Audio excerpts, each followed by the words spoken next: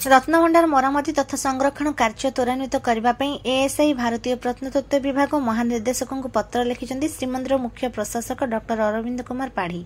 आगामी रथयात्रा समय मिलवाक अवधि जून 28 रु जुलाई 6 मध्य बाकी रत्नभंडार काम त्वरान्वित कर शीघ्र समापन पर चिठी मुख्य प्रशासक उल्लेख कर श्रीमंदिर रत्नभंडार गुरुत्व दृष्टि यह कार्य को अग्राधिकार भित्ति हाथ को नेबाकू सेहीपरि रथयात्रा समय गर्भगृह तथा अन्य गुरुत्वपूर्ण संरक्षण कार्यर तदारक एएसआई उपमहानिर्देशक किंबा निर्देशक पदवीर अधिकारी द्वारा कराजिबाकू मुख्य प्रशासक जणाइछन्ति।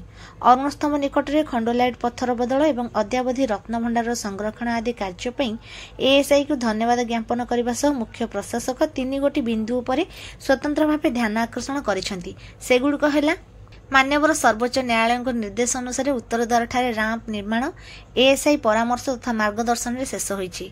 एएसआई निर्देशक संरक्षण अनुधान पर नाटमंडप को वातानुकूलित परिवर्तित डिजाइन दाखल कर एएसआई सहमति प्रदान पर अनुरोध।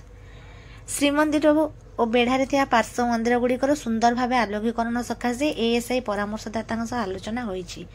विस्तृत रिपोर्ट पाइबा पर एने श्रीमंदिर प्रशासन पक्षरु टेंडर कार्य आरंभ कराजिबो। श्रीमंदिर दीर्घमियादी संरक्षण तथा स्थापत्य सुरक्षा एएसआई सहयोग कामना करने सह अनुरोध कर समस्त कार्यर गुरुत्व को उपलब्धि कर धार्य समयसीमा भितर सारिबाकू पत्र उल्लेख कर।